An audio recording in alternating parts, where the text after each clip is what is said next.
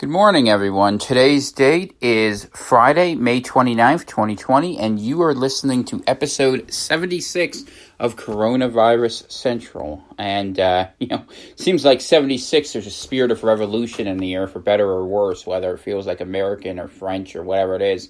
I think we're heading into a little bit of a firestorm, and that's going to be the theme of today's episode as we go through this. Just a reminder, all previous episodes are available on coronaviruscentral.net.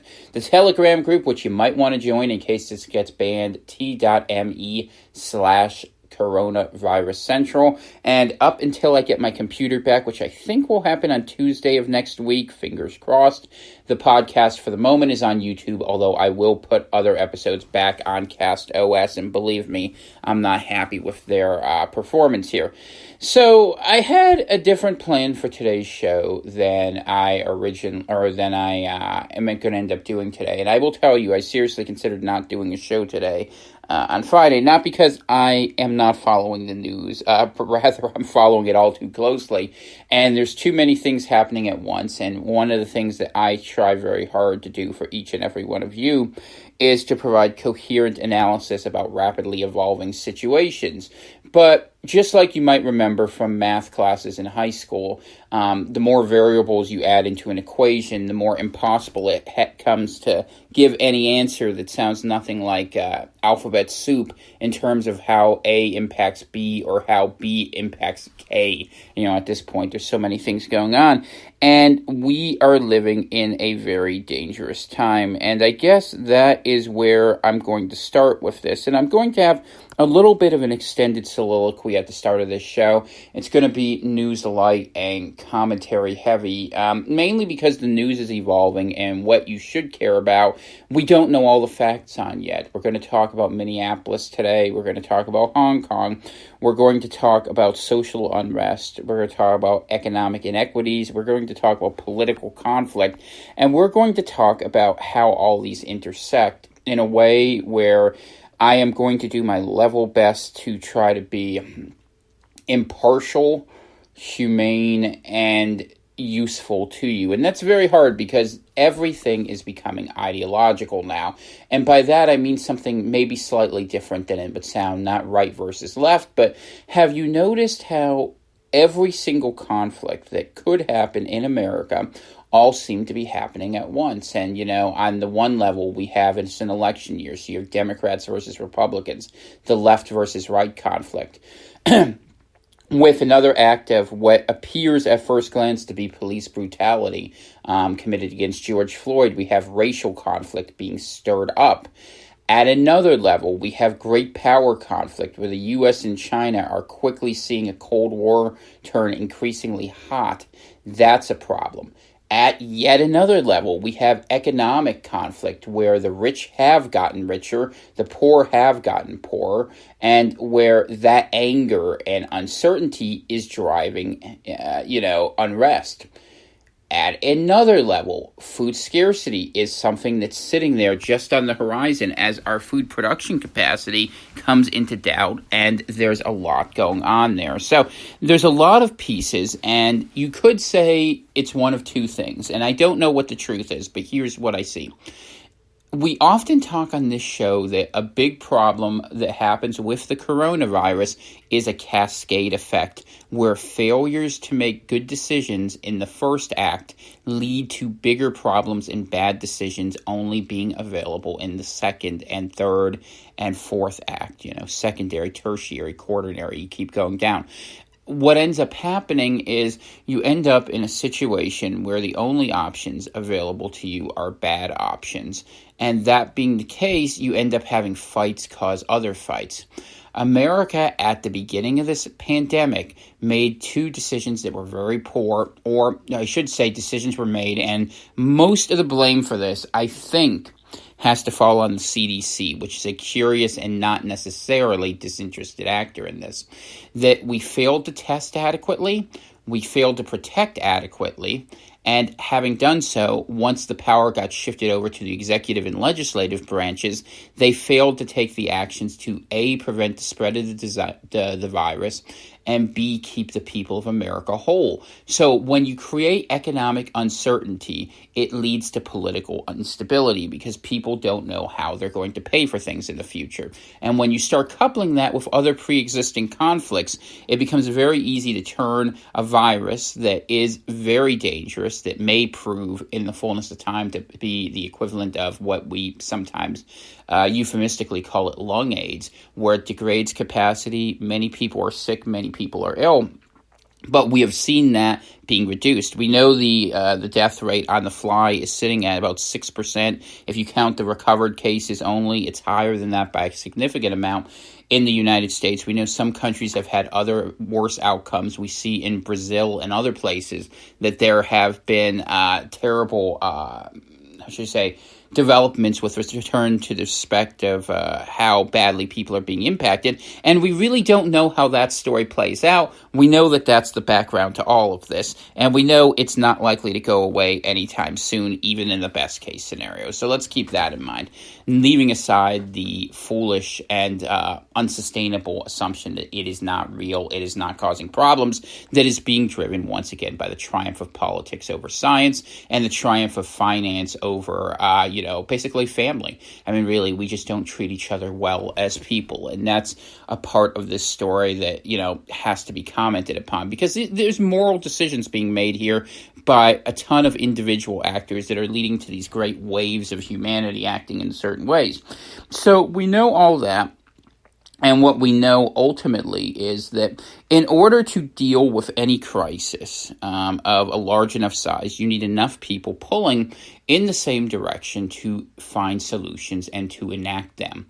And that is the crisis in the United States. That's what the Firestorm's all about, that we are fighting one another on so many different levels. And indulge me for a moment as I go into my dark, shadowy past you've read so much about, because I know a lot about identity politics. Just take my word for it. If you don't believe me, you can see all the hit pieces written. And it's not the world that people think it is. It's more complex and more complicated.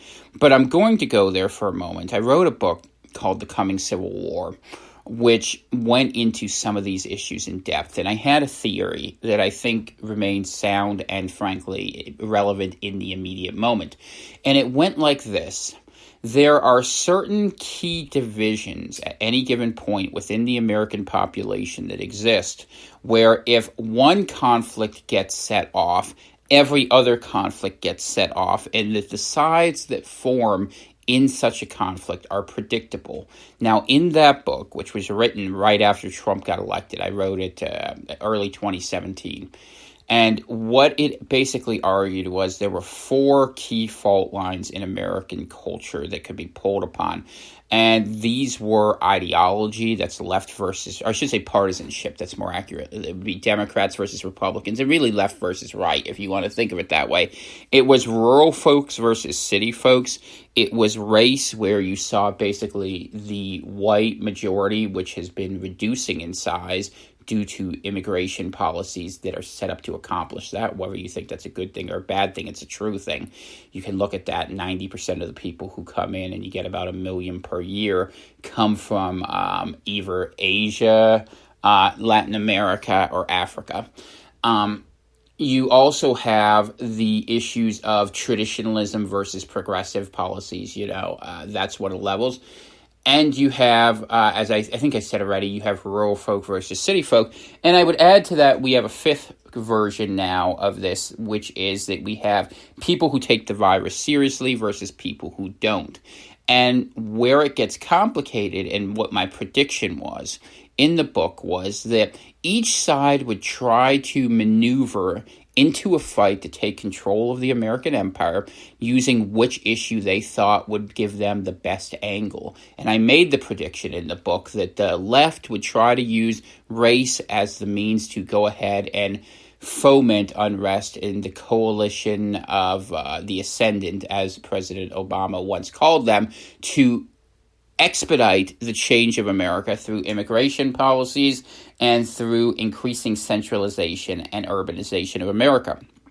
Conversely, I had thought that the Republican strategy that would prove most effective would be to organize rural folk against city folk and to maximize those numbers, which frankly is what President Trump did in 2017 and is how the right wing perceives this. The right wing of America perceives the battle as a battle to protect and preserve the Constitution, the rule of law, the traditional way America functioned, where good America puts aside bad America, that is to say the cities where they want to do things differently, and ultimately uses force to impose a set of beliefs that is much more similar to what we used to experience, not in some weird ways, although they would hate hearing this, like how Lincoln forced the industrializing policies of the North on an unwilling South, although I understand that's a very complicated metaphor, and I'm certainly not trying to say they're the good guys in this. Conversely, the Democrats are working always to change the dynamics of who votes, who's in this country,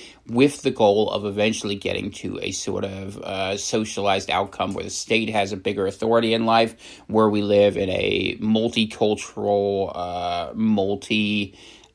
polar sort of institutionalist world, and that ultimately using groups who are disaffected has always been the heart of that strategy, going back to at least Lyndon Johnson, who was very effective about changing that basis, where the old Democratic Party was about economic inequality. The explicit embrace of racial politics really began with the movements by Johnson in 64, and there's good reasons and bad reasons. The point isn't to relitigate politics.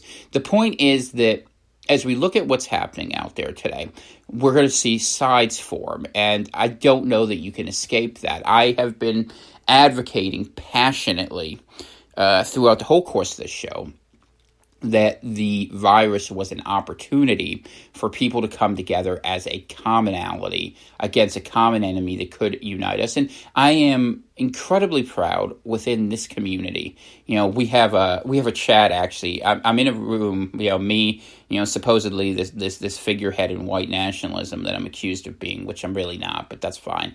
And I'm sitting in there with an Asian immigrant lady, a black Muslim, a New Jersey wise guy, and an entrepreneur from California, and we don't have the same ethnic background, we don't have the same political background, we don't have the same beliefs, and we have these conversations and between one another, completely openly, completely candid, completely honest, and we all came to these same conclusions. This thing is being torn apart, and while we have different degrees of empathy to the different reasons why people are fighting based upon our own self-interest, which is entirely natural and an inescapable part of our condition. I mean, you're going to look out for yourself first. Pretending you're going to do otherwise is a load of crap. And the fact that and let me just say this, the idea that politically certain groups are just going to give up their interest in the interest of some larger whole is unsustainable. That's never going to happen. It's in no one's interest to do that, not for the long term. Now, people may join and recombine for mutual joint interests. That's a different deal. But we've had a sort of toxic cultural social structure where we've basically, for the last 50 years, said, hey, some guys are the good guys, some guys are the bad guys, where some groups we like and you can do certain things, but other groups we don't like, you can't do things.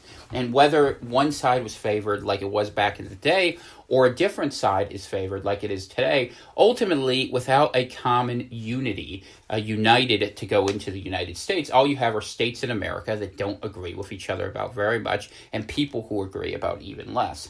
And that's where we are at the moment, as we watch these troubling events happen.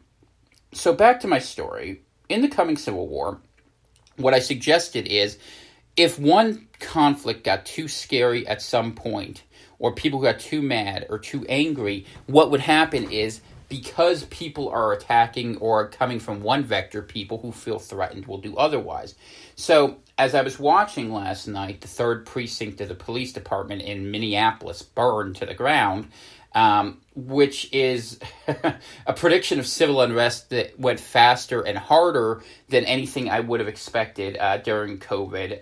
However, I would say it was exacerbated by it because what do we have? Economic uncertainty, lack of money, lots of time, people not being taken care of, and the feeling in the Black community specifically, and I've had this explained to me, that they are getting screwed. And when you look out there, coronavirus impacting Blacks more heavily than any other group, which has genetic factors to be certain, but also probably has a socioeconomic component rooted in poverty, although that's complicated. Why that's the case, we could talk about that for hours and we wouldn't come to an agreement. But the fact is it does exist, so let's acknowledge that.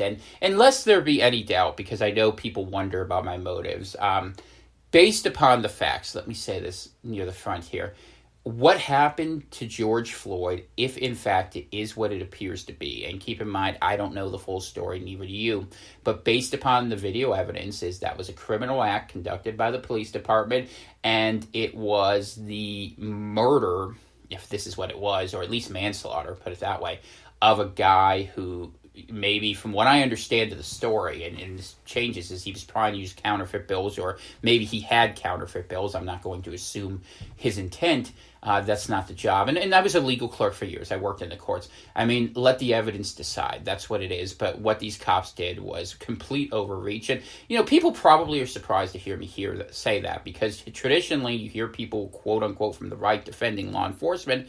But as we're coming to understand through this conflict, it's not always so obvious who's on which side. And as a lot of people on the right have recently had very acrimonious relationships with law enforcement. And I will tell you, in my own life, despite being eminently professional about it, I've been treated very poorly by certain elements of that world.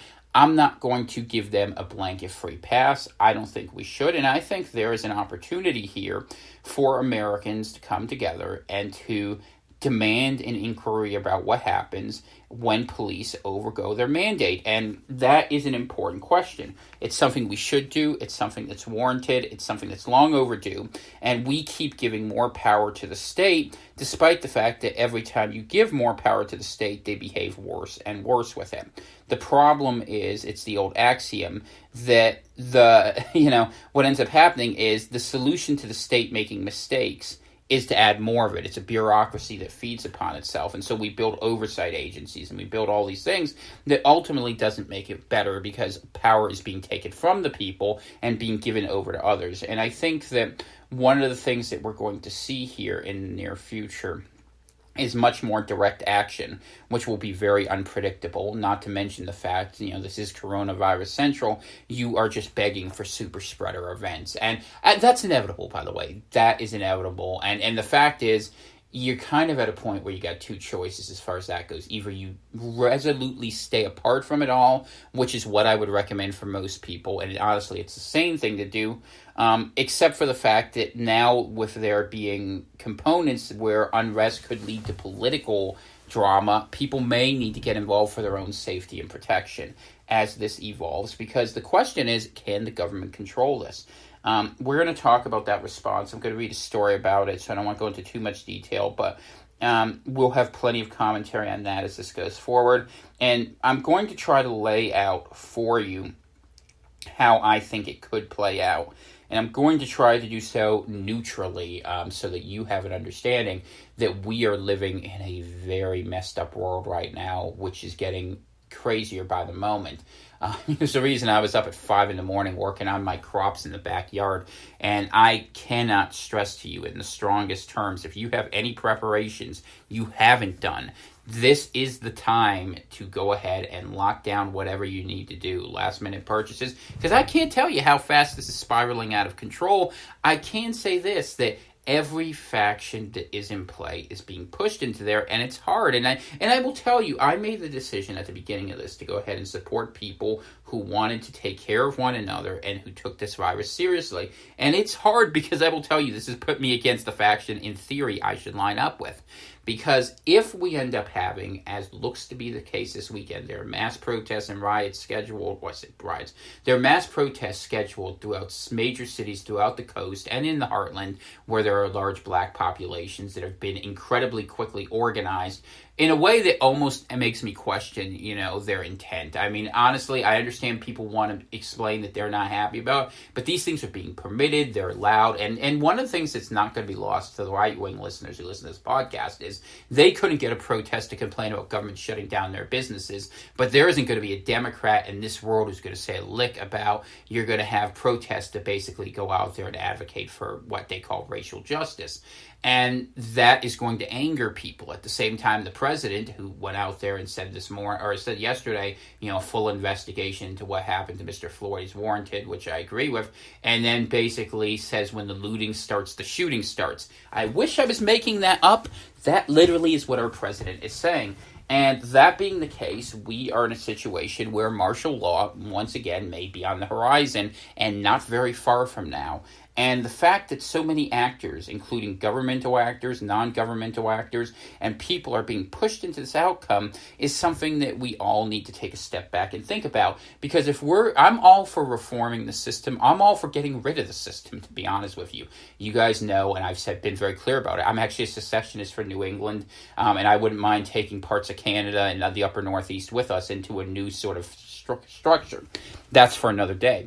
But ultimately, what ended up happening is we now are having a disorderly destruction of the social fabric. And it's going to get worse. And what's going to happen is people will be drawn to one side. Because if you see, and I'll just tell you, if you turn on Fox News and you have middle America sitting there quietly in their home who've been sitting back and they watch these giant protests and you see the images of cities being burnt down, there will be an overwhelming demand for law and order. And what happens is that just like any other conflict, as the situation escalates, you will see the willingness to use more and more items. And with President Trump, we have an incumbent who was in probably relatively strong position coming into January, who has lost some of his edge in terms of his political prospects because of the fact that this virus wrecked the economy and because his response wasn't very robust in terms of protecting health or the economy. And so a new conflict arises. And it's a conflict that,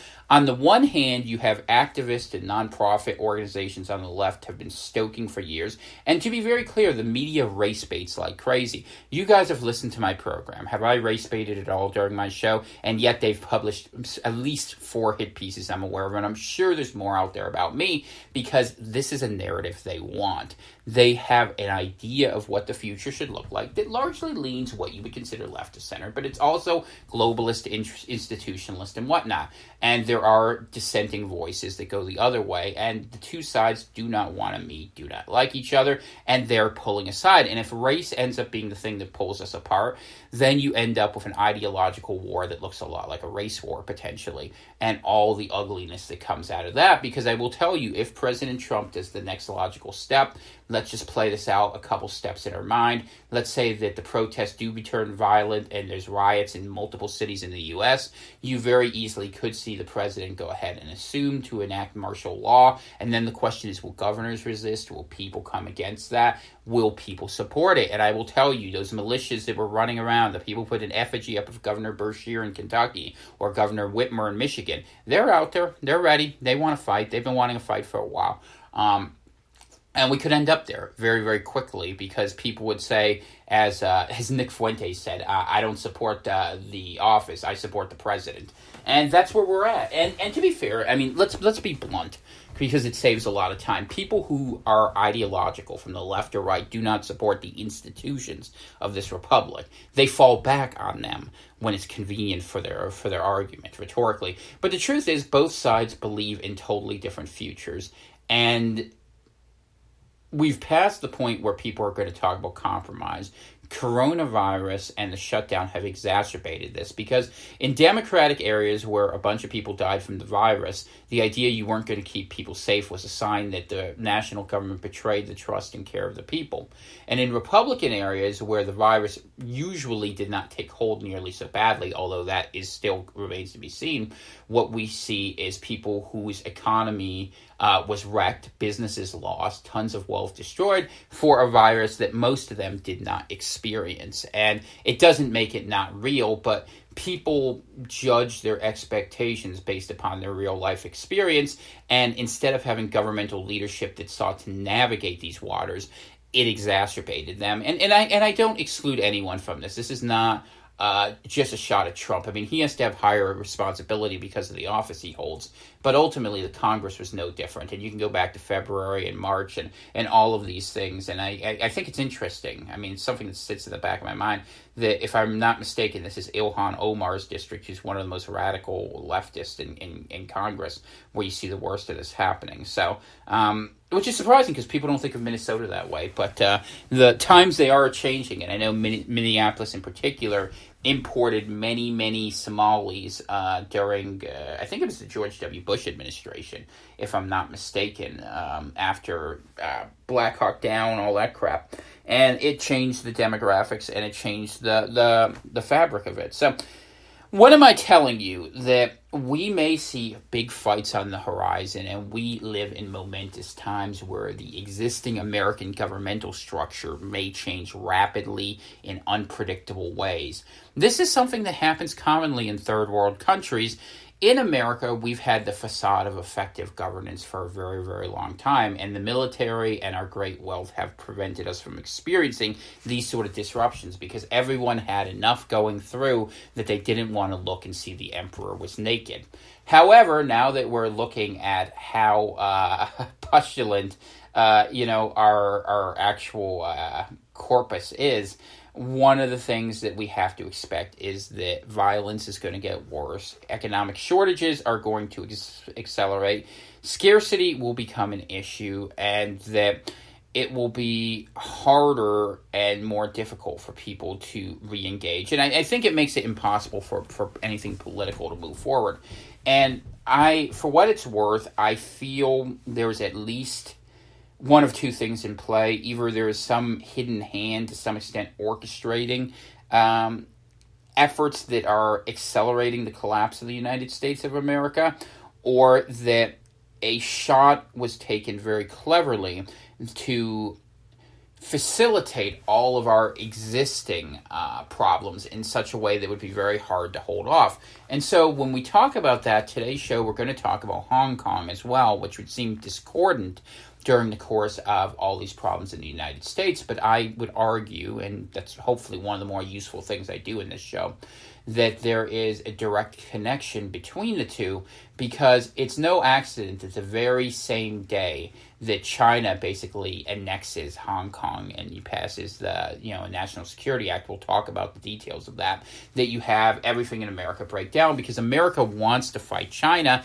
but America fighting itself can't fight China. And where did China invest a whole bunch of money? Well, they invested into science and into universities. And what was the heart of these movements like Black Lives Matter? Well, it was university activism. And where did all the money for all these groups come from? Take people on the right would say someone like a George Soros, and the Open Borders Foundation. A lot of money comes from that, from the CIA. It's called through, U.S. Aid, which ultimately goes back to the Fed if you really understand how that works.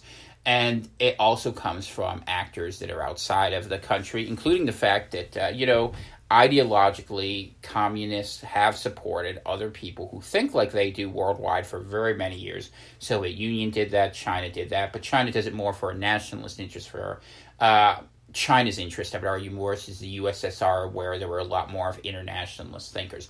It doesn't really matter, other than to say that there is enough evidence out there that people will be able to see into it what they want to see. And ultimately, we are being gamed into fights where we could work with one another against people who threaten us, but instead we are being manipulated into fighting one another in ways that will benefit none of us, because it will not make the country richer, it will not make the country safer, it will not suspend the spread of the virus, it will actually exacerbate it, and it will accelerate the destruction of the United States of America as a functional unit on the world scene. And whether that means a lesser America where we just fight amongst one another while the world goes its own separate way, whether that means balkanization, perhaps along the lines of some of these governors who have these pre-existing pacts we talked about. There was a reason I covered them. I knew they would be important in time. So if you're thinking about California, Washington, Oregon, Colorado, and Nevada, one pact. Or if you're thinking about the upper Midwest now, where we're talking, Minnesota's part of that. So let's talk about that. Minnesota, Wisconsin, Illinois, Ohio, Indiana, Michigan, Kentucky, that area. Or if we're talking about our friends in the Northeast, Governor Cuomo's been out there telling, I think, interestingly, with a press conference talking about how, underreporting is still an issue on this. So anywhere from Pennsylvania, New Jersey, Delaware, Massachusetts, Connecticut, Rhode Island, New York, those states, there are already these fault lines. And now you have a president that's basically promising war against the people if it gets much worse. And I will tell you, there's a lot of people who are going to be sympathetic to that message, especially when they see, and this is the clear point. I want to say this for the black population. Look, white people always go out and do this thing like, I don't understand what it's like to be persecuted for identity. Look, I understand what it's like to be persecuted for identity. You go look it up. I went before the Maine State House to testify against immigration proceedings that are out there. I had a black lady basically assault me for my different European ancestries. So I kind of actually know what it's like. It's a weird experience, and I'm vaguely sympathetic because I actually do believe that, where you come from plays a role in how you are. So, but I get it, and I say that without animus, and I say that with absolute love and no anger towards people who are black or any other, whatever your origin is. You don't have a choice in that, neither do I. It makes you who you are to a large extent, but hey, you do what you can with what you got. So we all have different talents and abilities, and God gave us each souls. I believe that in every one of us. It's one of the reasons why I'm such a hardcore Christian. We need something to pull us together, and if not God, Lord knows nothing else seems to work. But what I was saying was, and the reason I went into this is because you're going to see that the media is going to stoke this racial animus in a way that might get a lot of black people into trouble. And it doesn't, and I want to caution against going out there and having big riots and big protests, and do not get played. That's all I'm going to say, because the one thing I think the black population in America really understands well is they get played a lot. And that's true, man. I'm not arguing that. I mean, the question of who plays them is something that will get you into a lot of trouble if you start recognizing patterns. But what you would see is that the idea that riots or these mass unrest movements or these anger things, you're being set up as the fall guy. I want you to know that. And it may be that way. It may just go that way. I mean, I could see that outcome happening. But ultimately, the fact that there isn't justice, the fact that that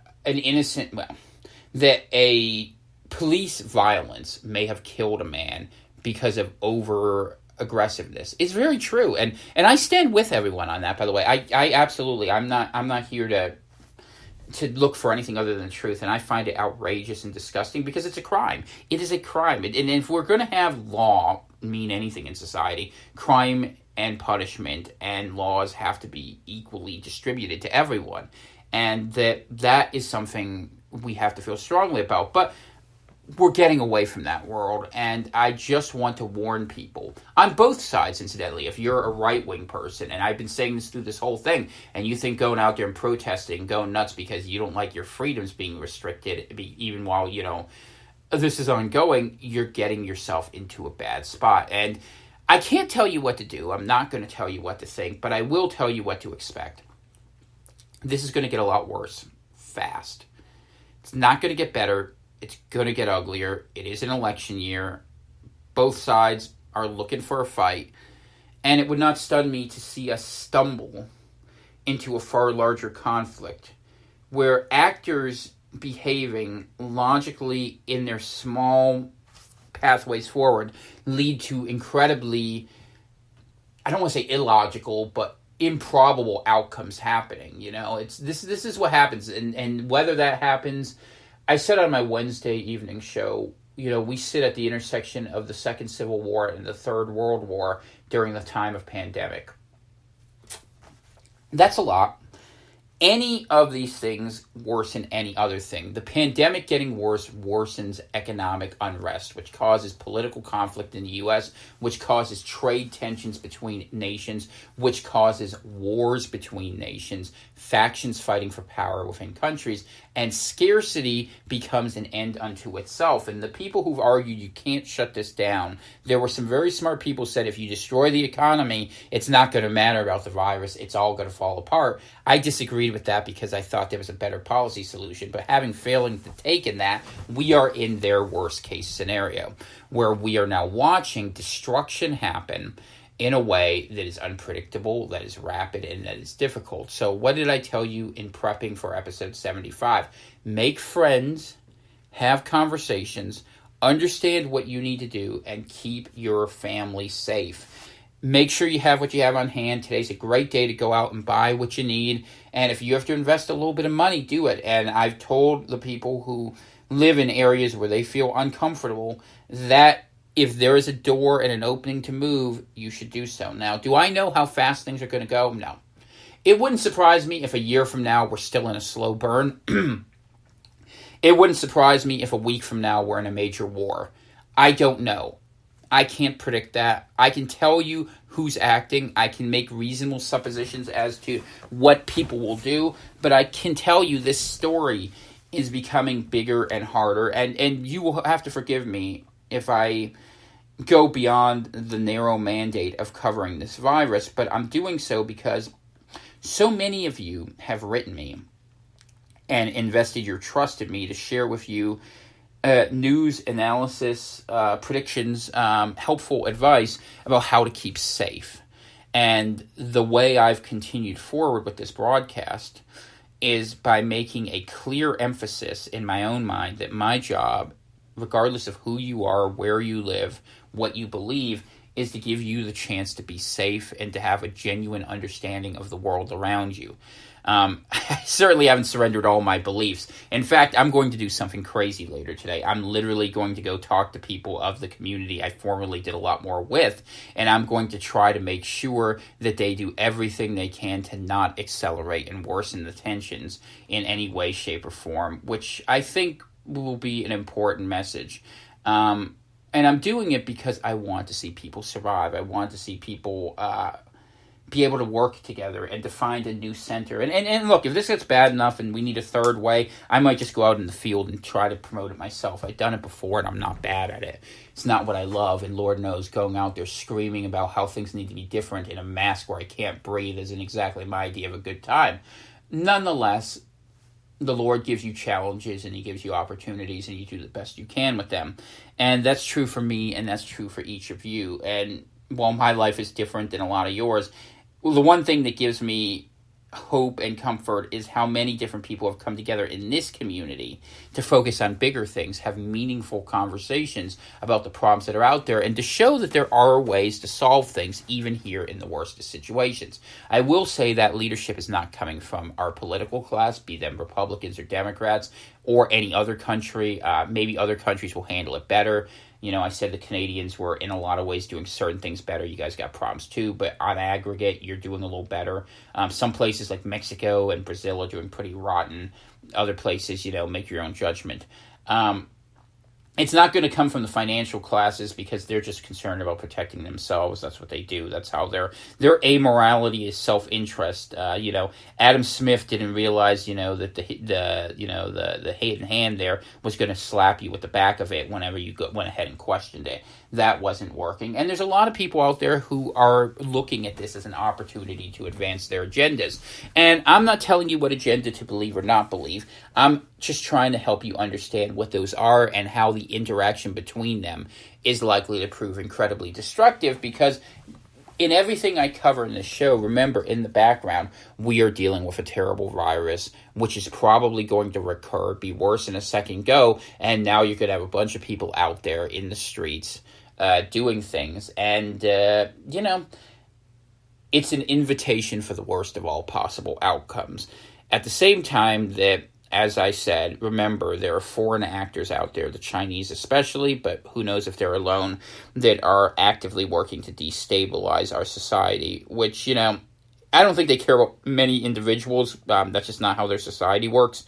But we can all end up collateral damage in that framework. So those are some thoughts as preface to a show where I'm going to cover a little bit of the news, and I don't usually take 38 minutes to share my thoughts, but I didn't want to do a show this morning because I don't know what to tell you other than that I implore you to keep safe, to be resolute but calm, to know what you're doing, why you're doing it, and to try to reduce tensions by jumping into things. It's very easy to see everything through an ideological filter. Look at it through the filter of, is someone trying to manipulate me? Am I being put in this position that in the long term is against my interest? And don't just think about what you want or what you believe in the first second. Think 2 or 3 or 10 steps down the line if your mind will allow you to go that far. That's what we do on this show. That's how I try to keep you safe, because a lot of times things that seem good, eating an ice cream cone every day might seem good if you're just judging by your tongues. But when you get diabetes from doing it, not so great. And not just picking on ice cream, but you get the point.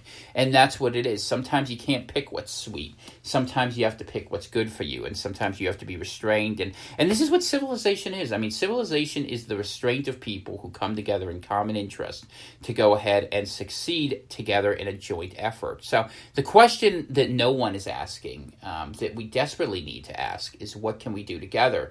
And Coronavirus Central does that in a very, very small way, and asking you how we can work together and be successful. So let's just take a quick look at a couple news stories that highlight the monologue, and we'll go forward from there. And I want to give you one other quick update since people have asked. If you're listening on YouTube, I'm glad you're here. I am pissed at CastOS that I can't post these things, but I will say I talked to the computer shop guys. It looks like I'll get my computer back, God willing, on Tuesday, no later than Thursday. So I should be able to repost all the episodes, and I will to the podcast thing, if no later than next weekend in the worst case scenario, so that we have the opportunity to share all this information.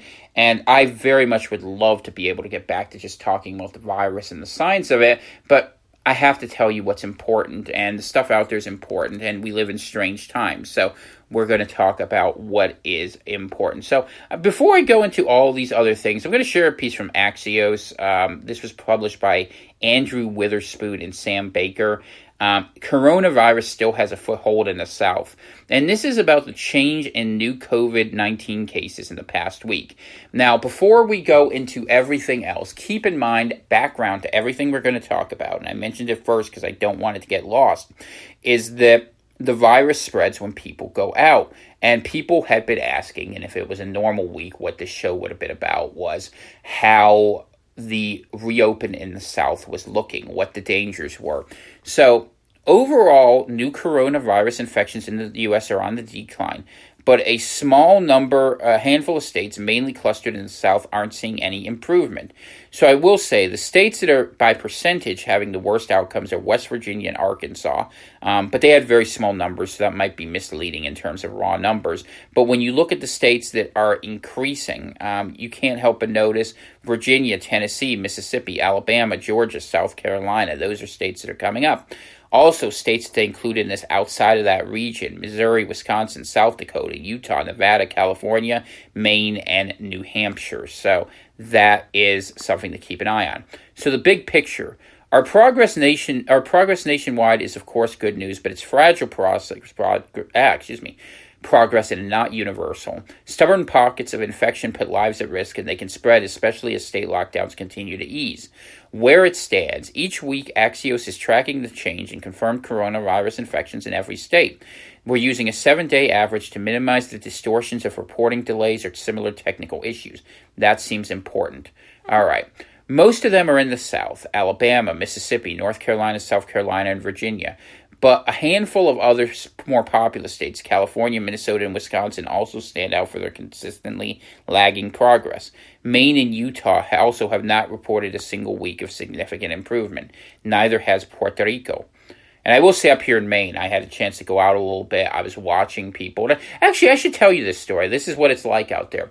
My wife and I had to go out. We went to a doctor's appointment she had to go to. And we stopped on the way back to grab something from a takeout place in a very small town. And I went in wearing my mask and wearing my eye protection.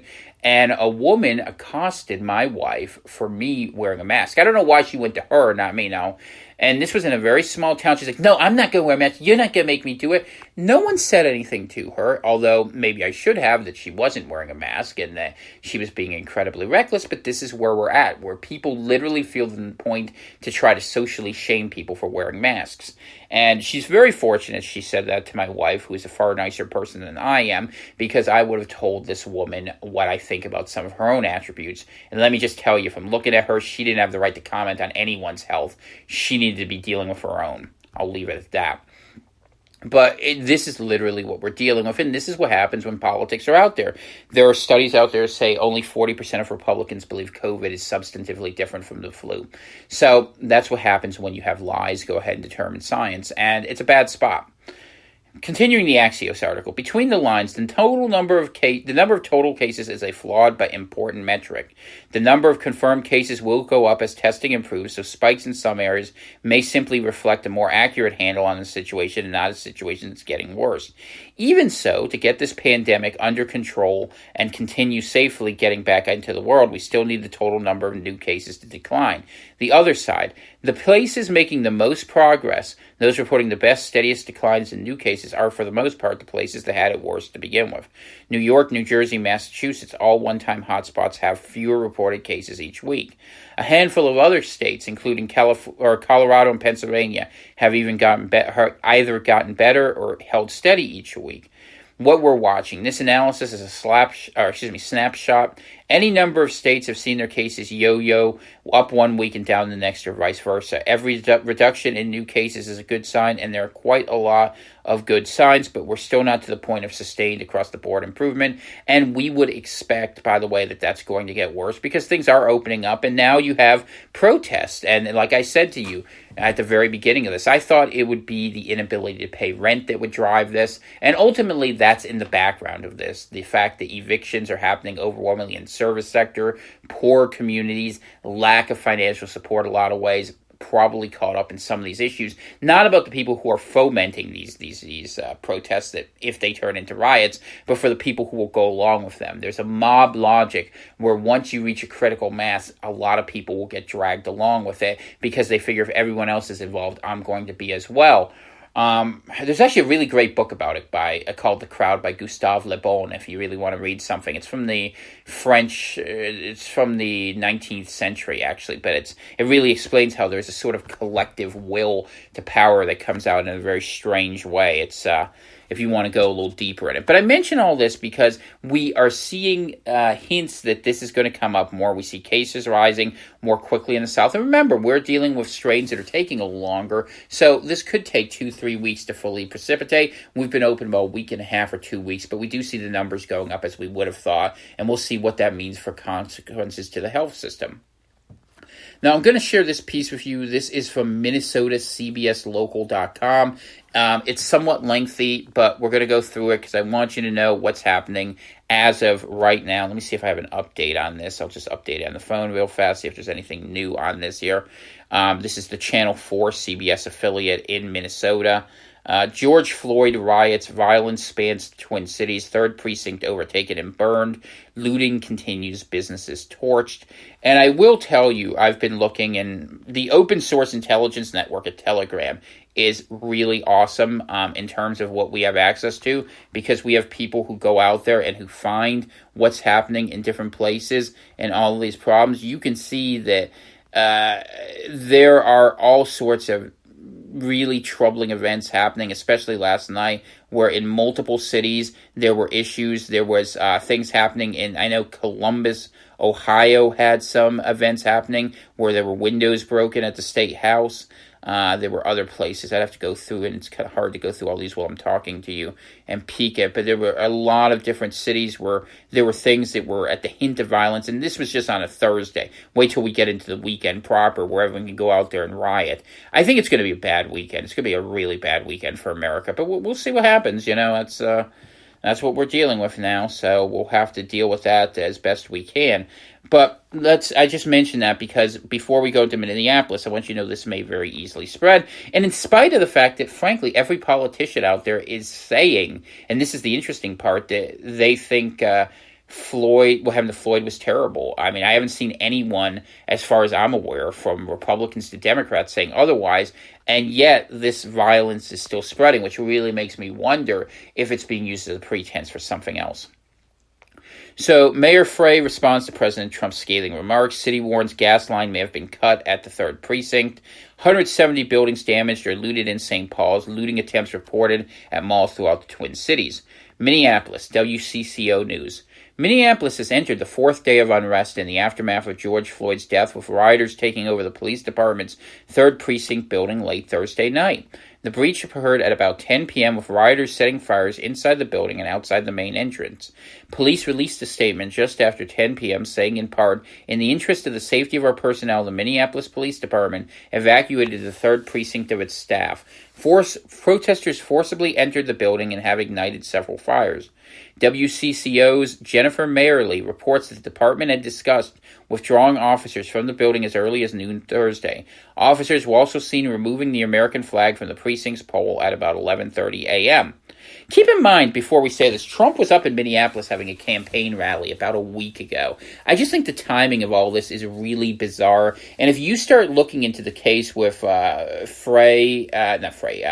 Floyd and some of these officers, apparently some people on Twitter are saying that Floyd actually worked with one of the officers as part-time security, as bouncers or something at a club. There's a lot of really weird things, and it's fog of war. I'm not going to say what's true. I'm going to wait for the events or the facts to come out before I tell you things.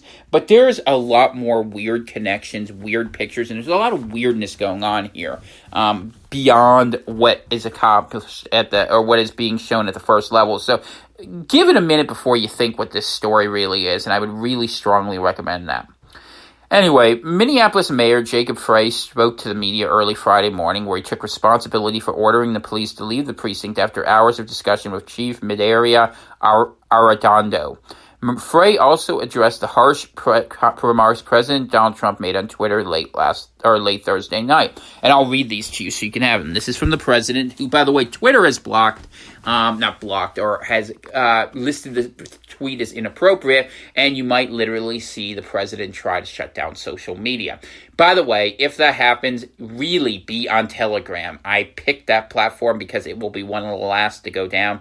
t.me/coronavirus central. Leave your ideology at the door. Try to find some safety with some people who are pretty smart and good at this. Trump said last night, "I can't stand back and watch this happen to a great American city, Minneapolis. A total lack of leadership. Either the very weak radical left mayor, Jacob Frey, will get his act together and bring the city under control, or I will send in the National Guard and get the job done right. These thugs are dishonoring the memory of George Floyd, and I won't let that happen. Just spoke to Governor Tim Walz and told him the military is with him all the way. Any difficulty and we will assume control. But when the looting starts, the shooting starts. Thank you." So this is, it's interesting. In other contexts, people would see that differently. I don't think that's going to be taken well especially the president made this ideological by calling the mayor a radical leftist. And I don't know his politics. I mean, given that Minneapolis is a Democratic city in a state, they had Walter Mondale, I wouldn't be surprised if, in fact, it's an accurate description. But nonetheless, when you're president, your job is to diffuse tensions, not to exacerbate them. And he did that, and he's trying to appropriate the claim that this is in support of what George Floyd did. And from a perspective of law and justice, that's a reasonable position. But I can guarantee you the media is going to do, as they're doing this morning, the complete opposite, and they are going to make this all 100 times worse, where the partisans are going to line up on sides. And I have to believe he knows that. And if he doesn't know that, then that's an even bigger problem. But whatever the case is, what it's going to lead to is more anger and violence and recriminations. And it's, we're going to have to deal with that. It just is what it is now.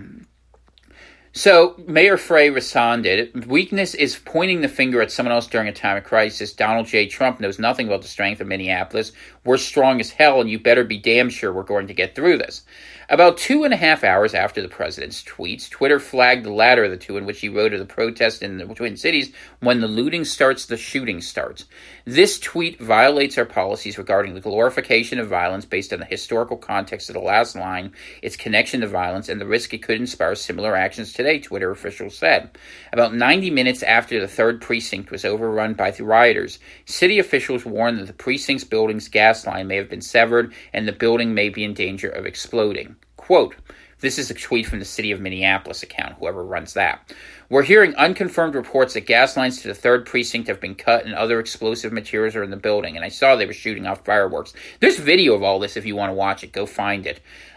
"If you are near the building for your safety, please retreat in the event the building explodes." This is third world crap. It's crazy. The Minnesota National Guard said 500 soldiers arrived in Minneapolis, St. Paul, and surrounding suburbs Thursday night to protect life, preserve property, and the right to peacefully demonstrate. Which is interesting because Governor Tim Walz wouldn't have let other people demonstrate. It would be interesting if he'd have the balls to go out there and say that, look, you're going to get sick during a virus, and I'm going to adhere to the principles I had where we're not going to allow protest. I don't think he would do that, but that would be the coherent position. And I will tell you, when all these left-leaning governors, rightly or wrongly, make the determination that they're not going to stop these protests, everyone on the right will be like, oh, okay, so you can go protest if you want to blow things up and protest on race, a left-leaning issue as it's perceived. But if you want to go talk about your liberties, you can't do that. I see what this is. This is the pandemic. This is us being torched. And you can see how mistrust at the heart of this. And to be honest, if they were being consistent, if they're genuinely consistent, they shouldn't allow the protests because the pandemic hasn't gone away. But I know why they're not going to, because they can't stop it without having the police have a riot scene where they're fighting people. And this is what happens when you put people in a bad spot. And is this being exacerbated and accelerated? Absolutely. The media is making this worse. The NPOs are making it worse. The president's making it worse. All these people are making it so much worse rather than saying, hey, this is a criminal act. Let's throw this guy in jail pending an investigation. And even if he's innocent, you needed to do that for political reasons. And the fact that no one wants to means everyone is doing what they've done from moment one with the coronavirus. They're doing the same thing with the Floyd killing, which ultimately ends up being that they're appropriating other events for the advance of their own political agendas. This is what the pretext to a civil war looks like. If you want to know what that kind of feels like, go look at the time right before Caesar came to power in the 40 BC period in Rome. There's a lot of similarities. It'd be a good use of your time this weekend if you have your preparations in hand. If you don't, go get stuff you can read later. You have a lot of time to yourself later. You might want to go ahead and get a book on the Roman Civil War. It's pretty relevant for what we're dealing with, actually. Anyway, St. Paul was spared from the chaos Wednesday night, but that all changed on Thursday. The St. Paul Police Department said more than 170 businesses were looted or damaged Thursday, and dozens of fires were set. But there were no serious injuries reported in the city. Fires continued to burn in the city early Friday morning, with the largest one at Big Top Liquor near Snelling and University Avenues, nearby Alliance Field. Looters entered Northtown Mall in Blaine late Thursday night, but police said they soon took control of the shopping center. Police confirmed to us there was looting at the Northtown Mall this evening. Nothing happened currently. All parking lot entrances blocked off, and you can see looters got into Burlington at the Northtown Mall. No looters around, and police are guarding entrances.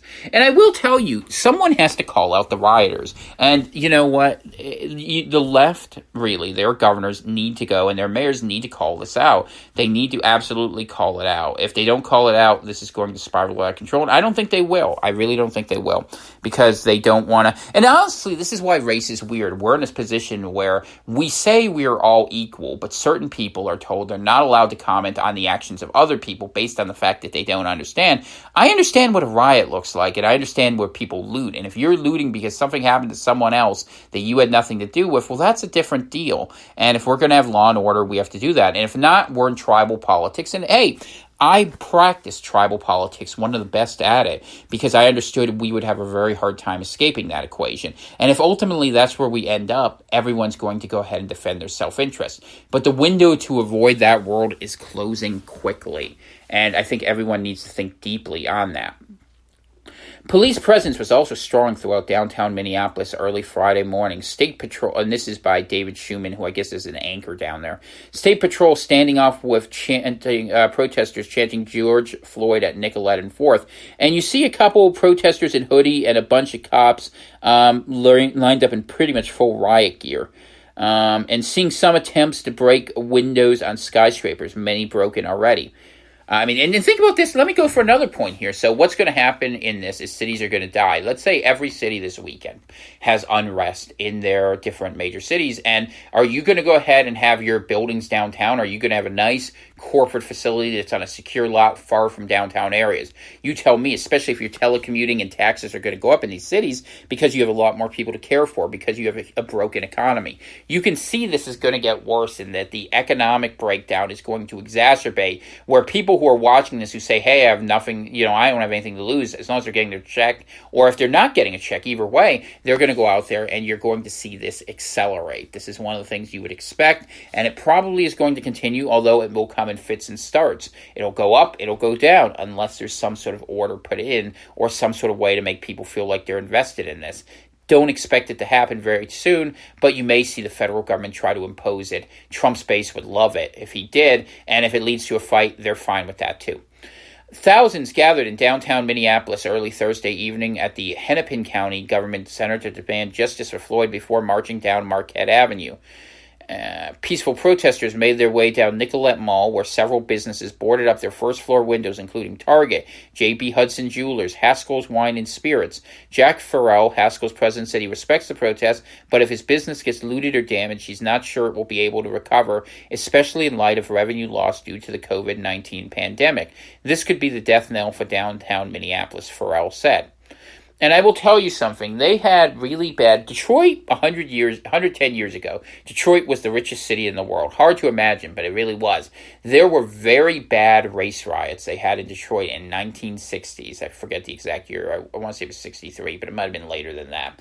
And the city never recovered from that. Businesses pulled out. They went to the suburbs, then they went to the south, and last I saw they were in Malaysia.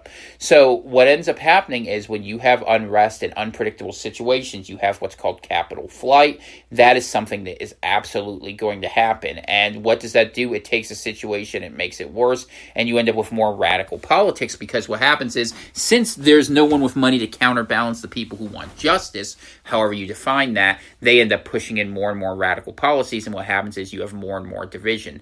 So when you've seen businesses and people with wealth move away from inner cities in a lot of places, and they've moved out to the suburbs and exurbs, or people moving to Florida or states for economic reasons, that's been a piece of that's just been ongoing in America for many, many years. But this may even further accelerate it in a lot of ways, between the America that's stuck in the world where the virus is running hot and where the economy is not, and people who are trying to escape. And I hope that you figure out a way to survive whatever your situation, although if you can escape, now's a good time to do so, because who knows what's coming. By about 9 p.m., tensions began to flare up between protesters and law enforcement near the light rail station off 5th Street and Hennepin Avenue. And you can just see all these people are out there, too. I mean, I just 3 weeks from now, Minnesota's going to blow up with cases. Some of those protesters took to Interstate 35 West, or 35W, I assume that's 35 West, before 10 p.m., leading to the closure of the Washington Avenue exit. In South Minneapolis, police say there was a shooting about 8:30 p.m. at the Walgreens Pharmacy on the 3100 block of Lake Street, just a few blocks down from the 3rd Precinct protest strike. Within an hour of the shooting, the Maxit pawn shop near the 3rd Precinct also erupted in flames. Earlier, the Target store near the 3rd Precinct, which was looted Wednesday, became another chaotic focal point, with dozens of people gathered in the parking lot. A car was set on fire just after 7 p.m. In the Target parking lot next to the 3rd Precinct, people throwing glass bottles, one guy even jumping up and down on the hood. And just so you can see this, and if you're looking, like I said, this is on WCCO, Channel 4 News, CBS, Minnesota, you can see there's a whole bunch of people gathered around. There's got to be at least, I'd say at least 150 in a car on fire, and it's just people jumping on it, which, I don't know what that's going to accomplish, but it certainly, they're angry. Looting spread to St. Paul beginning early Thursday afternoon, with businesses being targeted along University Avenue in the Midway neighborhood. Police clashed with looters and protesters for hours. You have another personality in the media there saying, tear gas deployed in St. Paul, my mini update from the scene. So you can actually see videos of all of us. The looting expanded throughout the city Thursday, with Grand Avenue businesses in peril, and they were locking up all their businesses. By 8 p.m., there were reports of several fires in the capital city. Minnesota Governor Tim Walz signed an executive order Thursday afternoon to activate the National Guard to help protect Minnesotans' safety and maintain peace in the wake of George Floyd's death. Minneapolis Mayor Jacob Frey also declared a local emergency late Thursday. Several businesses in the Twin Cities closed down and boarded up in anticipation of continued riots and looting, including the Mall of America and Rosedale Center. Metro Transit announced the suspension of all businesses and light rail operation through the weekend. And, you do wonder, actually, because one thing I know is happening is that there is a connection between the identity activists, the anarchists, some big money players, and elements of the far left. This may very quickly develop into a sort of June 1st general strike type deal, where a lot of people may just say, hey, we want to tear it down, we want a different system. Sounds crazy, might not be. Remember, I tell you things that seem crazy until they happen, and then you wonder, how did he see that? And the answer is not that complicated. History and motive, man. It's not hard. These things happen. Do not make the mistake of thinking America is immune to the history that happens outside the world. If you want to look what to expect, look for situations that were like this and see how they played out in different times in history. It's not that hard. On Wednesday night, protests outside Minnesota's police 3rd Precinct turned into a fiery, deadly riot, with dozens of businesses along East Lake Street looted. At least 15 fires were intentionally set in the area, including at an AutoZone store, a Wendy's restaurant, and an affordable housing complex that was under construction. All 3 completely burned down. Rioters hurled a variety of projectiles at officers, the 3rd Precinct building, and squad cars, while rubber bullets and tear gas canisters were launched by police. Businesses several miles west on Lake Street also reported looting, including in Uptown's densely packed business district along Hennepin Avenue. An East Lake Street pawn shop owner is now in police custody after allegedly shooting a suspected looter dead during Wednesday night's chaos. So Floyd, 46, died Sunday night outside of Cup Foods near the intersection of East 38th Street and Chicago Avenue after former officer Derek Chauvin, who is white, nailed on his neck for more than 7 minutes. And I gotta say, this Derek guy has some really weird things about him. I've seen some really weird stuff. There's stuff on the internet that makes the suggestion that the guy who started the riot was one of the members of the police department, where you can see this guy going around with a mask who looks just like him, who's in heavy tactical gear, and people who knew him said, yeah, that's the same guy. So I don't even know what's going on there. Something really weird is here, but who knows? And none of that excuses what happens to Floyd. I'm not trying to minimize anything. I'm trying to understand. Anyway, the store's owner, Mahmoud Abumayela, told WCCO one of his employees called 911 on Floyd because he bought a pack of cigarettes with a counterfeit $20 bill. The owner says he confronted Floyd, who was sitting in his car outside. He says Floyd apologized and gave back the cigarettes. Abumayela said Floyd... I'm so bad with these names. I'm not good at Arabic names. Abumayale, that's probably right, said that Floyd appeared to be intoxicated and seemed somewhat out of control. He says he wants justice for Floyd and has offered to pay his funeral expenses. Protesters also gathered for a 3rd day outside Chauvin's Oakdale home. 6 people were arrested outside his residence Wednesday for unlawful assembly. And apparently this guy's gotten in trouble before. There's a lot of, for lack of a better term, there's a lot of meathead cops out there. And I understand it a little bit, because honestly, the best people, you'd have to be insane to be a police officer at this point. And I know ex-police officers who've told me as much before. And I'm not trying to insult you if you're involved in law enforcement, but let's be honest. If you're enforcing laws that are kind of crazy and you're basically going around as military military forces for a disjointed political structure, you're going to be treated like mercenaries in a low-level culture war. And that's what happened in a lot of ways. I mean, think of all the officers in Baltimore that don't patrol anymore because they got thrown under the bus by their politicians. Depending on how you look at the sides of it, other people said is, hey, the officers were always bad, but what are you going to do? You need law and order, but who do you trust and who has it? Obviously not these guys, though. Chauvin was fired Monday by Chief Arredondo, along with the 3 other officers involved, Tu Tao, Thomas Lane, and J. Alexander Kung. Tao was seen standing between Chauvin and bystanders who were recording the encounter, while Lane and Kung repeatedly helped restrain the handcuffed Floyd, who repeatedly said he could not breathe. Several lawmakers and politicians, including Mayor Frey, and they called for the arrest for all 4 officers and the swift filing of criminal charges. Hennepin County Attorney Mike Freeman announced early Thursday evening he was not ready to do so. We're going to investigate Floyd's death as expeditiously and as thoroughly and completely as justice demands, Freeman says. Sometimes that takes a little time, and we ask people to be patient. We have to do this right. Freeman's delay sparked criticism from Maryland State Attorney General Marilyn Mosby, who took issue with Freeman's remarks about her state's handlings of Freddie Gray's death in 2015. So, as you can see, this is a mess, and I feel bad for the people of Minnesota who are going to be dealing with this. I don't think it's going to get better this weekend. I would not go into a major city. And I will tell you right now, I mean, I've seen the list of it. Actually, you know what? I'll bring it up. I have it on here. Give me a second. I'll find it. Okay, so this is by no means comprehensive.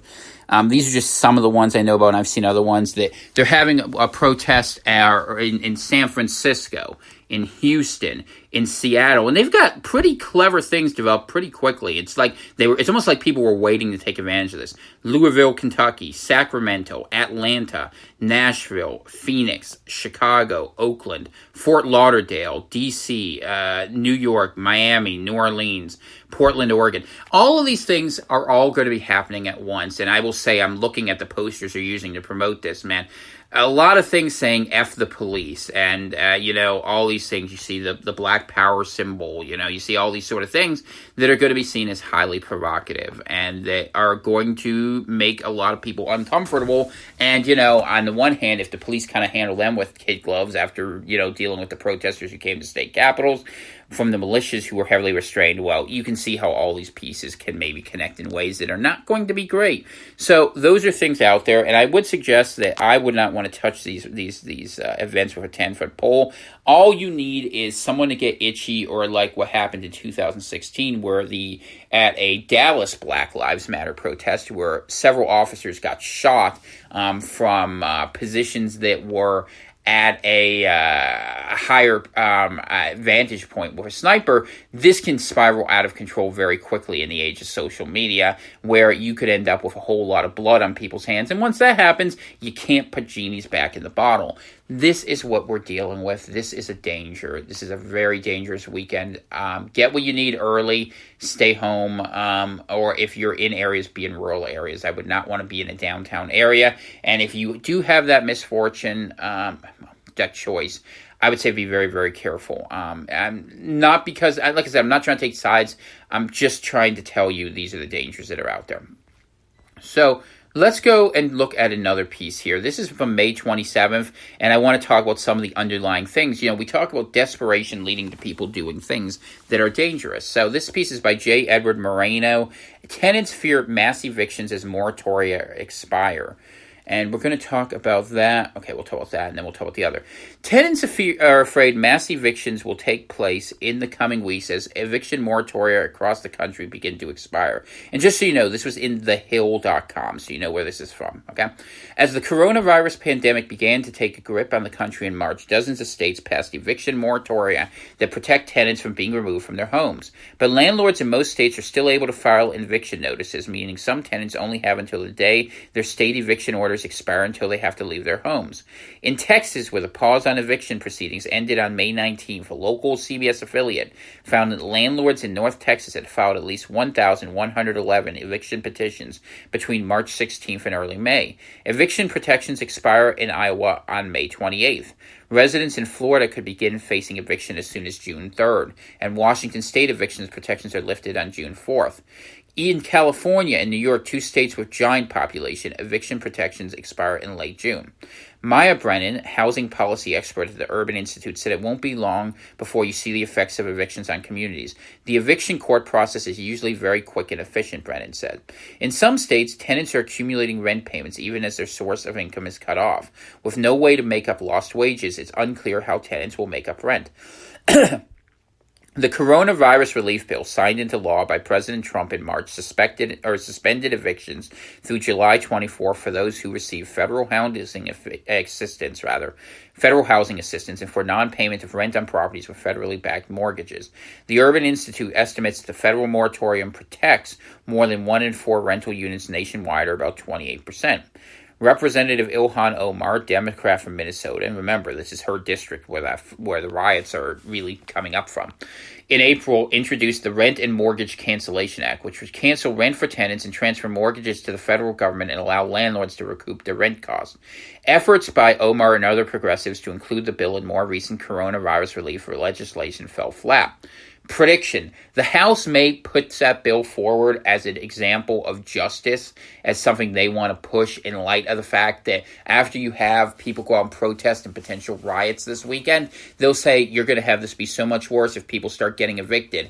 Then these will go from being race riots to being riots where it's going to be said this is about people who are homeless, that the disaffected. And you can see how this can spiral out of control very fast, and I can guarantee you Mitch McConnell would never, ever let that happen in a million years. So this gives you a little hint for how the political mess of this may come out, and the response in contrast will be to go ahead and put boots on the ground.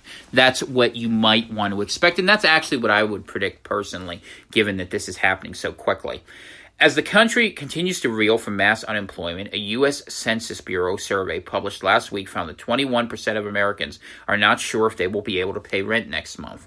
According to an Urban Institute study, 10% of parents and guardians with children living under the age of 19 living at home said they were late or didn't pay their rent or mortgage between March and April because of financial hardship. We are absolutely terrified, said Sia Weaver, a spokesperson for the New York-based tenant coalition Housing Justice for All. The number one message that we get is from people who are not sure what to do and asking for support, and what we have to tell them is there is no option. It's also becoming increasingly clear that the economic blow of the pandemic will last even after states begin to reopen in the coming weeks. According to a recent study from the University of Chicago, 42% of coronavirus-related job losses aren't expected to come back. And let's just put that in focus for 1 second. So unemployment we've passed now 40 million people. So let's just use 40 million as the base number to make this easy. So what they're saying is 16 million jobs have been permanently lost. In fact, the number is actually higher than that. It's closer to 18 million if I'm doing my math right. But that's what they're telling you based on that study. And there's a lot of things underneath the economy that aren't getting caught. You basically have, what is that? If you take the adult population of America, you have about 1 in 12 people now who are going to be permanently jobless who weren't. That's a huge number of people, and what we should expect from that is that people are going to get angry. And what are we being told? Well, go get a new job where you make less and you suffer more, or you'll have the other side saying, hey, go riot and let's tear this down. And people who were, how should I put this? People who've lost their jobs, people who did nothing wrong and who were victims, who are now being told they have to accept less.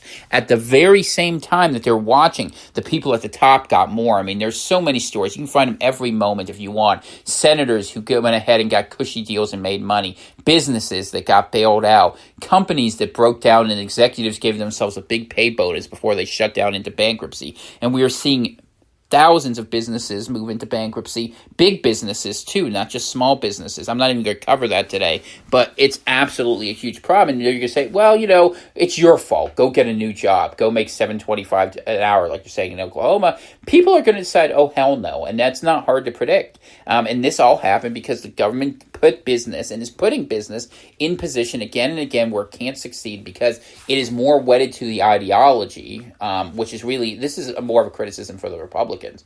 They're more wedded to the ideology of preventing government support becoming popular than they are keeping people safe. And that's what's going to be at the heart of this. And that's why, the polling that's out there, you can read these stories on Drudge if you like, about how the polling is shifting against the Republicans. And mind you, there's help happening. I mean, there's a lot of effort from big tech to go ahead and help push the left in, which they do most years.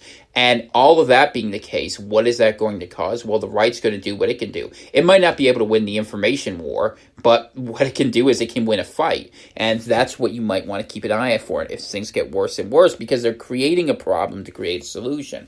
And I can't tell you how often the government plays that little trick where if you create the right problem, you can usually control how the solution works out. And who's behind that? Lord knows. We could spend 10 hours talking about that, and we often do. But let's go ahead and look at what this problem is. Let's focus on the narrow, and we're going to work from the micro to the macro. So I think we should expect that your new income is your new income, Weaver said. Maybe things will change a little bit, but not a lot. During the 2008 financial crisis, Congress passed the Protecting Tenants in Foreclosure Act, which banned the removal of any tenants being evicted if the eviction is solely due to the property being in foreclosure. But without federal lawmakers passing rent relief legislation this time around, state lawmakers are taking on the push as their states face massive budgetary fallout.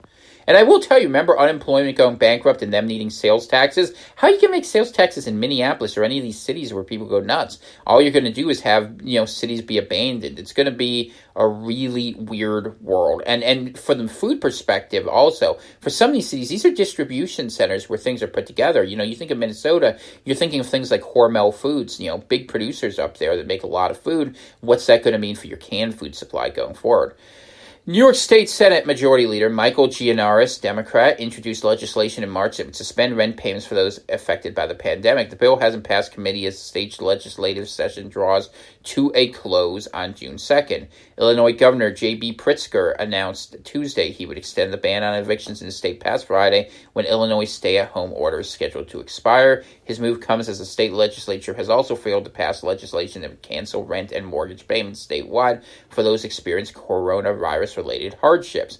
California Governor Gavin Newsom's March eviction order prevented renters from being physically evicted from the premises, but it didn't prevent landlords from filing the eviction in court preemptively. The Judicial Council of California later extended the governor's order to prevent nearly all eviction filings in the state. At the time, the California Apartment Association said the move is unnecessary, overly broad, and invites tenants who have the financial wherewithal to pay their rent to withhold it, leaving landlords struggling to cover their own bills and keep employees on their payroll. That's probably true, actually. And look, there's no doubt people are going to game the system. You got to game the system when the system is falling apart because that's how you survive. And I know that's an ugly thing to say, but it is the truth. I mean, you got to do what you got to do. What's interesting is if Trump starts making unilateral actions where the Congress is pushing against him, don't be surprised if the Democrats then have governors start doing the same thing and say, okay, we're going to do full rent forgiveness. And then you're going to have people, there's going to be a push back and forth about a question of who is the legitimate authority. And it's going to become more ugly because you have these problems.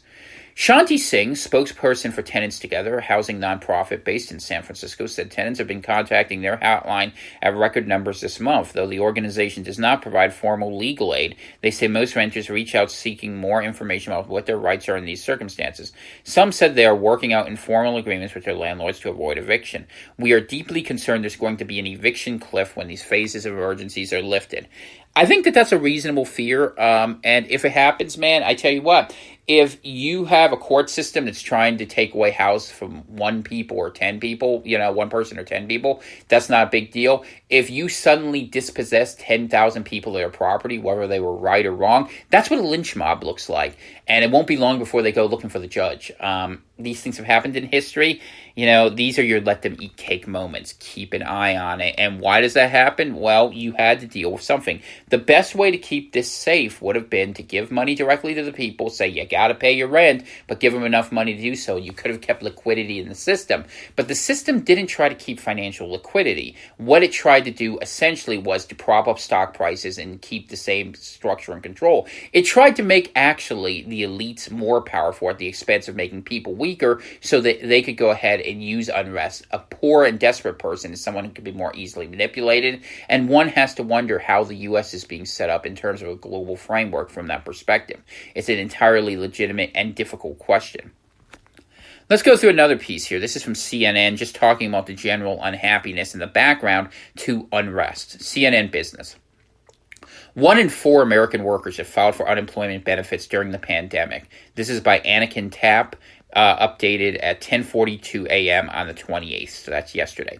More than 40 million Americans have filed for first-time unemployment benefits since the coronavirus pandemic forced the U.S. economy to shut down in March. 1 in 4 American workers has filed for unemployment insurance. Another 2.1 million people filed initial jobless claims last week on a seasonally adjusted basis, the Department of Labor reported Thursday morning. It was the 10th straight week in which claims were in the millions. America never had recorded a single week of a million jobless claims prior to the coronavirus crisis. Weekly claims hit their peak at the end of March and have declined every week since then. Although the peak of the jobless wave has passed, at least for now, the state of the U.S. labor market remains dire. State labor departments across the country continue to struggle to process millions of claims. Before the pandemic, weekly claims were around 200,000. Stripping out the seasonal adjustment, which would have accounted for a larger increase, 1.9 million people applied for first-time benefits last week. During more normal economic times, the seasonal adjustment helps clarify the data, but given the pandemic mass layoffs, the adjustments actually distort the picture. In addition to claims for regular unemployment, 1.2 million Americans filed for pandemic unemployment assistance last week. And I want to talk about that for a little bit because people don't know what that is. That's for the self-employed people who are out there who can't get regular unemployment, but there are many, many millions of Americans who exist in that economy, whether it be the gig economy, the underground economy. All the people who can't go out and make money who would normally do so are in that boat, and that's the $600 a month or $600 a week thing.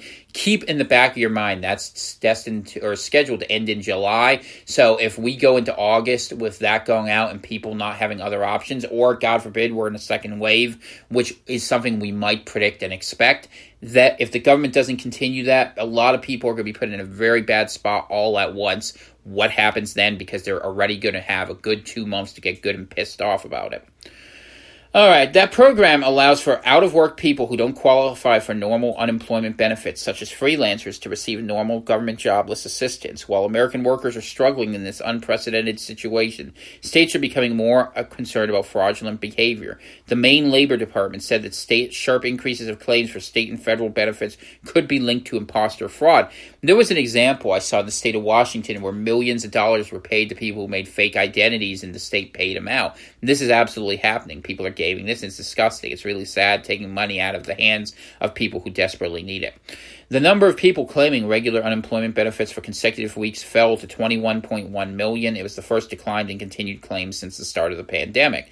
Economics will keep a close eye on this number in the coming weeks. If it continues to decline, the U.S. labor market may have turned a corner. So I guess people are finding jobs. That's good news. That said, the improvement came too late to help the May jobs report. The Bureau of Labor Statistics report on the U.S. jobs market, which is due next Friday, is based on a survey that closes around the middle of the month. May's numbers are expected to be dire, with around another 7.5 million jobs lost and an unemployment rate near 20%. In April, the U.S. economy shed 20.5 million jobs, and the unemployment rate climbed to 14.7%. And if the initial jobless claims plateau in the millions and continued claims don't decline steadily, it may signal that relaxed state mandate restrictions aren't enough to staunch the flow of unemployed Americans, said Daniel Zhao, senior economist at the online hiring platform Glassdoor. For policymakers, it's time to consider how many of the laid-off workers will be unemployed for the long term. Economists, politicians, and workers have high hopes that the people will be able to return to work as the U.S. economy reopens. But this reopen will be staggered and unsynchronized. Some states will move ahead faster than others, just like some industries will be revived quicker. Jobs have been lost across the board. The hospitality industry, which accounted for the bulk of jobs lost in April, is expected to be scarred for the long term by the pandemic. It could take consumers some time before they are willing to go out to bars and restaurants again. Unemployment claims don't equal jobs lost, as the two data sets are based on different surveys. So keep in mind also that a lot of these jobs are being lost permanently. People are taking jobs where maybe they're making less, they're not making more. That will have them angry. And that you have this situation where all of this assumes that we don't have to close up again, but we probably will experience that, if the science is any hint, within a month or so. So about the time everyone's getting really right and pissed off, we're going to see this close up again. So what does that mean? It's going to be a crazy summer. And, while there's still supplies out there, go get them. Do what you can, lock things down. And one thing I wanted to say, we were talking about food scarcity. Canned foods are good. Long-term infrastructure is good, too. If you have things you can get, water filters. I bought a pressure canner. I told you my many experiences. That's a heck of a story. I'll probably tell it on the Friday show tonight on YouTube so that you guys can hear it. It's kind of nutty how that whole story worked out. I eventually am finally getting one, but it has been absolutely crazy how much work that's required. And you wouldn't think, but that's how it went. So that has been... all of that's in the background, political unrest. And I can show you other things. I mean, businesses being shut down. I mean, I'll just use Drudge as an example. I mean, it's not the perfect site, but whatever. What do we got? This is literally what our economy looks like here. Just read some headlines. I'm not even going to see where they're from. Just what you're hearing out there. Let's see. What do we got? Q1 contraction worse than thought. White House to skip mid-year infections. Let's see. We got here. Tons of businesses going into bankruptcy, 7 shot at Louisville protest over fatal police shooting. I'm sure that will go well, Arresting of the media. That's not going to make people happy. Mail-in election. Could you imagine a mail-in election, man? I mean, I understand the logic of it. Neither side's going to believe the outcomes. If we have a mail-in election, both sides are going to be utterly convinced they got screwed. Wheelchair-bound woman sprayed with fire extinguisher by looters. That's great. Armed citizens stand guard. Yeah, war zone Minneapolis, man. And Chinese state media troll Pompeo over Minnesota. Isn't that nice, man? And that's, so let's go to that point of it, because that's where I was going to take the last thing. So while we were doing that, and we've reported, and like I did last week in my Dragon and Eagle episode, what is China doing?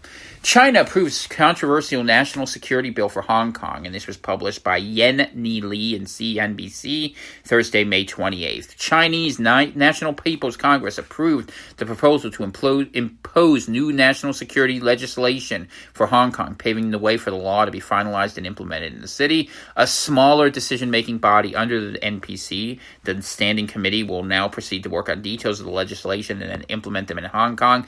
The process to enact the law bypasses Hong Kong's legislature and could take a few months to complete. Let's see. China's parliament, the National People's Congress, on Thursday approved the new proposal to impose a new national security law for Hong Kong and paves the way for the legislation to be finalized and implemented in the city. The NPC voted 2,878 to 1 in favor of the bill. I wonder if that person's still alive. But, I mean, that's not a vote. That's a rubber stamp, which will pave the way for its standing committee, a smaller decision-making body, to proceed working out details of the legislation to be implemented in Hong Kong. 6 abstained from the vote. Premier Li Keqiang, the country's second in command, said after the vote that the decision to implement the law was designed for steady implementation of one country, two systems, and for Hong Kong's long-term prosperity and stability. Hong Kong is a special administrative region of China that is ruled under a one country, two systems principle, which allows at the city some freedoms that those on the mainland don't have. That includes self-governing power, limited election rights, and a largely separate legal and economic framework from mainland China. Ahead of that decision, protests in Hong Kong reignited. So what's that mean for the virus, too? Large crowds in the Chinese territory were out in force after the legislation was first proposed last Friday at the start of the annual parliamentary meeting. The U.S. has criticized Beijing's move and said it undermines the freedoms and autonomy of Hong Kong, a former British colony that returned to Chinese rule in 1997. And I will say that Secretary of State Pompeo went out, I think it was Wednesday, might have been Tuesday, but I think it was Wednesday evening in advance of that, and said that the U.S. is no longer recognizing Hong Kong as autonomous, and therefore that impacts about $70 billion of investments. 1,300 American companies have major branch offices there, and that it's going to close off the China capital equity markets. It's a major shot in a financial war that probably may lead to China dumping some American securities. And what does that mean? You're going to have a dollar crisis on the horizon. China renationalizing and getting torn out from the international world of commerce is going to cause a situation where they're no longer going to care as much about international actions, and you're going to see the role of hard power play a much bigger role. And we've seen a lot more moving in that direction. It's something we're going to have to watch very closely, and honestly, it's what I've been following most closely before this riot happens. But I think it's interesting. The U.S. is supporting rioters in Hong Kong. China is now trolling in support of rioters in Minneapolis. This is what an asymmetric war looks like, where you see cultural underbellies being attacked over and over again in a war that has shadowy sides in charge of each faction. Weird world we live in, isn't it? Details of the law are still scarce, but it will target secession, subversion of state power, terrorism activities, and foreign interference, the Chinese government has said. The process to enact the law bypasses Hong Kong's legislature and could take a few months to complete. In response to China's approval of the bill, Hong Kong's leader, Carrie Lam, sought to assure the territory's citizens their freedoms and rights remained intact. In a statement welcoming Beijing's decision, she said the legislation aims to prevent, curb, and sanction an extremely small minority of criminals who threaten national security, the prosperity and stability of Hong Kong, and maintaining one country, two systems. It will not, she says, quote, it will not affect the legitimate rights and freedoms enjoyed by Hong Kong residents. One country's two systems has been Hong Kong's top advantage, and a stable and safe society will provide favorable business and investment environment, the statement read. China's decision to press ahead with the new legislation, which was widely expected, followed a controversial week that saw protests surge again in Hong Kong after weeks of relative calm as the territory observed social distancing measures during the coronavirus outbreak. On Wednesday, U.S. Secretary of State Mike Pompeo declared the city was no longer independent from China.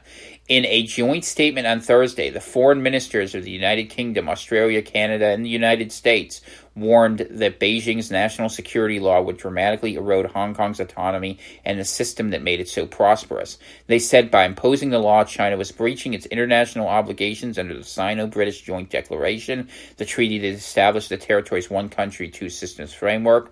Quote, we are also extremely concerned that this action will exacerbate the existing deep divisions in Hong Kong society. The law does nothing to build mutual understanding and foster reconciliation within Hong Kong, the ministers said.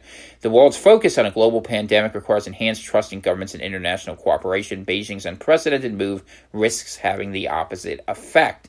That's absolutely true, and I think it's interesting to see the sides that are forming. So, surprise, surprise, the Anglospheres together on one side, China's on the other, and you're beginning to see sides in that fight. Look for India, which is at war with China in a lot of ways, in a very slow level on the border. At least they're having skirmishes to be against China, and China and Japan will always be on the opposite sides from one another, at least for the next 200 years. A lot of that has to do with what happened near the end of World War II. So those are what you're going to see, and how, who's on China's side is really an interesting question. China might prove to be quite the interesting pariah, and we'll see if they go forward in this, because obviously they're moving with a more militaristic tact. Which is, America does that too, to be honest with you, but China doing that is something new and in opposition to an existing order. And, one of the things you have to keep in mind as we go forward is if you have acrimonious actors who are willing to use asymmetrical tactics, you could see really weird things happen, because if you can throw around bags of cash, people will do all sorts of things that are already in their interest. And when you look at the cultural problems in the United States, it is totally not beyond the realm of possibility that China would pay people to do things that would destabilize the United States, because let's be honest, I'm sure that the CIA dumps money into Hong Kong like crazy, and I saw they recognize the plight of the Uyghurs, and don't be surprised if we see free Tibet stickers packed back up too. These are what happens when countries are trying to fight one another. Anyway, the world's focus continue. Last year, proposed changes to a law that would have allowed extradition to China sparked widespread protests in Hong Kong that later morphed into broader pro-democracy demonstrations that swamped the city for much of the year, sending its economy into a recession. And why is that happening? Because businesses are leaving. They're like, nope, we're getting out of Dodge. Capital looks for stability. They look for contracts in law. They're not going to be there. And by the way, they're already moving their money. Why do you think all those rich people went to New Zealand, who we haven't heard anything about? And I guarantee you're not going to. Those demonstrations came to a pause earlier this year because of the coronavirus outbreak, but protesters took to the streets over the weekend after Beijing announced its new plans for a national security law in Hong Kong, which once again heightened concerns that China is expanding its control over the city. And beyond this, it's not in this story, but I saw separate stories I was reading. They were talking about how Hong Kong is, Britain, UK might be allowing their nationals to move to the UK and escape using their former British passports, because it was a UK colony, and Taiwan has welcomed refugees as well, because they're looking ahead to a likely war with China as a possibility. And at least it's sort of like a weird Cuba situation. But I point this thing in Hong Kong, which might seem abstract to some of you in light of the issues that are happening. But the reason I share this with you is because, as I said at the beginning, we are now at the intersection of multiple unpredictable, nasty, big conflicts, and how these things play out is a big part of the story, because they're about who motivates who and who helps who. Remember, the American Revolution didn't just seed because of American patriotism and that people were willing to fight, but because it was heavily bankrolled by France and Spain to a lesser extent, and because a lot of the UK's existing higher classes actually went ahead and they were supportive of the colonies wanting self-determination. It was not necessarily a popular war against the colonists. And when you see sort of things happening, and you see money flowing in very big levels, a lot of big banks doing a lot of consolidation, and state actors trying to destabilize one another, you see riots in China, you see riots in America, you see riots in Brazil, and then we're not even talking about the fact that all these problems with food is going to lead to riots throughout the third world, flow of populations. We are going to have a world that's going to be seriously messed up this year, and probably for the rest of this decade, until some new control structure that is agreed upon by everyone comes into place. Between here and then, there's going to be a lot of wars, a lot of pandemics, and who knows, if you're a Christian like me, potentially the apocalypse. Let's see what happens. What I'm saying to you is it's going to be a very unsafe time, and whatever your opinions, whatever your beliefs, I just ask that you use a clear head. Try not to get caught up overly much in passion. Make sure that you are being very intelligent about your relations with people, and that you look out for the safety and wellness of your family, because at the back of this, I don't want to get lost in this, and I know it's inevitable, is a virus that's going to come back with a nasty second wave, most likely, and that may have long-term chronic conditions. And you start having a bunch of fights, a bunch of people gathering, all these sort of problems that are out there that are being exacerbated by poor policy. It's hard to see how things get better before they get worse. I wish I had a better solution. People in our chats often come in there and they ask, what can we do to make things better? And there are solutions and there are things, but you have to get outside of the left-right framework. You have to get outside the government framework. Frankly, democracy is something we probably need to question, because this idea that we have good government by fighting over what we disagree about, as we've seen, the countries that actually go ahead and have been more successful in this are countries that were able to unite very quickly. And so if you don't have a system where people come together as one people, which would be very hard in the United States, you need at least one sort of system, I think, to be able to do that. I suspect, as a prediction for the future, you're going to have smaller, more localized, but more authoritarian regimes, and at least for the short term, until some sort of new stability emerges. So we now enter into the warring governors and president period of American history. To use a little link from Chinese history, if any of you ever played Romance of the Three Kingdoms, you might know what's happening. We need a Zhuge Liang to come out and be the man of exceptional virtue to try to guide us through this and find some worthy patron, maybe. I mean, who knows? Maybe there'll be a billionaire who emerges with a solution from this, but knowing most of them, I don't have a lot of faith, and let's be honest, putting a tycoon in there hasn't exactly worked brilliantly so far. There's a lot going on. It's a dangerous weekend. We'll have a lot more to report on. Like I said, I'll have my computer back midweek, and I will tell you the story as I see it. At this point, man, it's harder to say what's out there and what's true. I'm watching just like you are. We will continue reporting on the virology of this. We will continue reporting on the public health. For our international listeners, I'm going to try to mention you guys a little more. But honestly, the dumpster fire that is the United States and the wars machine that is Red China is the heart of the story at this point. Because if a big war like that begins to accelerate, you're going to get all drawn in, and figuring out who fits where on which side is going to be a part of the story. And figuring out how America is going to dissemble and or hold together is going to be a very fascinating story. And we will do that as we go through and understand this.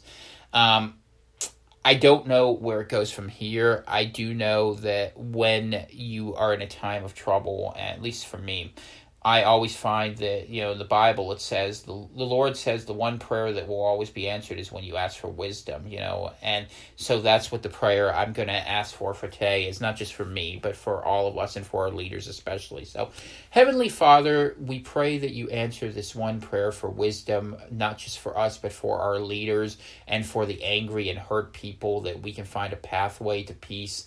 You are the peacemaker who promises to lead us to that background, and that we look for this idea of love, respect, tolerance, support, and an understanding that while we may hate sin, and that's what you instruct us to do, we should not hate one another, because we are not fit to cast such judgment, and that we seek to have understanding as a way forward for what we do, so that we don't go ahead and end up in all these terrible and destructive wars.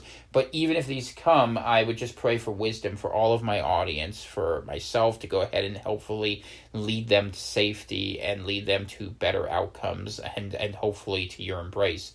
At least I hope that, so that they can understand and better approach this world with hope and with joy in a time where it is very sad and angry. And so I'll pray that in Jesus' name.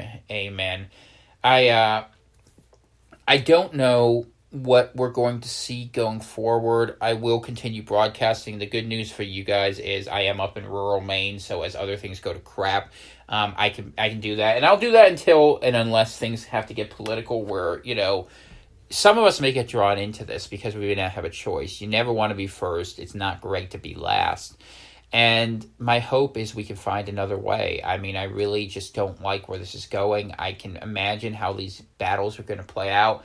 It's nothing good, so let's just hope for a quiet weekend where I come back and I can say, hey, thankfully nothing that bad happened, and we can just go back to fighting the virus, which is the battle we should be focused on. We really had an opportunity to come together to fight something that could have united us, but we decided as a country and as a civilization we would rather fight each other instead. Something to think about as we go into the weekend. Really a sad and terrible thing. Something I tried to prevent, man. I put a lot of things aside to try to do that, and I know all you guys did too. Please just keep safe.